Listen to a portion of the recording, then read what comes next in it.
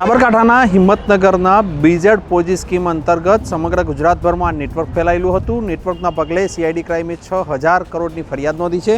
જો કે સૌથી મહત્ત્વની બાબત એ છે વર્તમાન સમય સંજોગે કોઈ ફરિયાદી આગળ આવ્યો નથી. ત્યારે હાલમાં પ્રાંતિજના એક નિવેશકર્તા છે, એમને પોતાના નિવેશમાં ક્યાંક ને ક્યાંક ગફલું જણાતા અત્યારે હાલ તેમને પ્રાંતિજ પોલીસ મથકે ફરિયાદ નોંધી છે.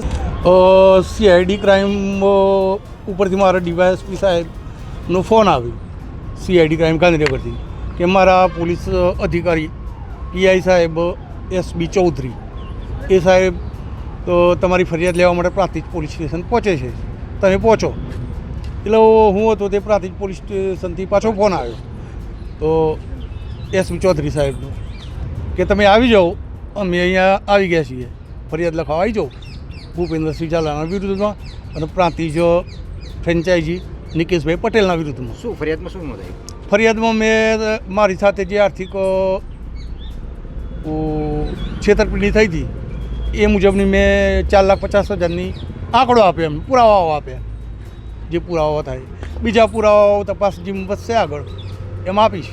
અન્ય કોઈ પૂછપરછ કરવામાં આવી? પૂછપરછ એવી કરવામાં આવી કે એમને તો એવું જ કીધું કે ગુજરાતમાંથી પહેલાં તમે જ રોકાણકાર છો કે જે બીજેડ જેવા ઠગ સામે ફરિયાદ ન થતા હોય. અન્ય રોકાણકારોની કોઈ વાત? અન્ય રોકાણકારોની એવી વાત થઈ કે તમે કોઈ જાણતા હોય અન્ય રોકાણકાર કે જેને આ પોન્જી સ્કીમમાં પૈસા રોક્યા હોય તો એમના નામ કહો. તો મેં ઉચ્ચક જવાબ આપ્યો કે સાહેબ હવે મારા દ્વારા કોઈ ફસાઈ જાય એવું ના કરાય મારાથી કે હું નામ દેવું એવું, કારણ કે હું ઓળખું છું, ઘણા બધાને ઓળખું છું, પણ નામ એટલા બધા ના દેવાય કે હું ઓળખું છું તો એનો પુરાવો શું રજૂ કરું. સુરેશભાઈ, આપ એવા એક વ્યક્તિ છો કે જે ખોલીને બહાર આવ્યા છે, અન્ય રોકાણકારોને આપ શું સંદેશો આપશો? કે અન્ય રોકાણકારોને જ સંદેશો આપું કે કોઈ બીજેડથી ડરવાની જરૂર નથી. બીજેડ કોઈ હસ્તી નથી, એનાથી કોઈ ડરવાની જરૂર નથી. એને છેતરપિંડી કરી જ છે તો છેતરપિંડીનો જવાબ એક જ હોય, પોલીસ ફરિયાદ. જે પ્રકારે ગુજરાતમાં લાખો લોકો છે અને અત્યાર સુધીમાં કોઈ આવ્યું નથી, જે એમને એક લાલચ છે કે આવનાર સમયમાં પૈસા જમા થશે. લાલચ નથી, લાલચ તો નથી જ. બધાને ખબર પડી ગઈ છે કે પૈસા આવવા એ બહુ હવે કાઠું કામ છે. પાછા ખબર બધાને પડી ગઈ. પણ દ્વારા સોશિયલ મીડિયાની અંદર રોકાણકારો પોલીસ ફરિયાદ ના કરે કે ખોલીને બહાર ના આવે તે માટે પણ તે લોકોને વાયદારૂપ મેસેજ કરવામાં આવી રહ્યા છે. હા, એ વાત પણ સાચી. મારા પર પણ આવેલું, મારા પણ સવારથી ફોન આવી રહ્યા છે કે તમે ફરિયાદ નથી કરો, પૈસા આપી દઈએ છે 2 દિવસમાં. બરાબર, તો મેં કીધું 2 દિવસમાં પૈસા આપી દો, તમે મને મારા પૈસા આપી દો 2 દિવસમાં. કોણ છે, કહેવાળું કોણ હતું? એ ના કહી શકાય, એ નામ એનું નામ ના કહી શકાય. સુરેશભાઈ, તમે જે રોકાણ કર્યું છે એ માસિક કર્યું છે કે ફિક્સ ડિપોઝિટ? એ તો બધી લાંબી વાતો થઈ ગઈ, બધી વાતો પૂરી થઈ ગઈ.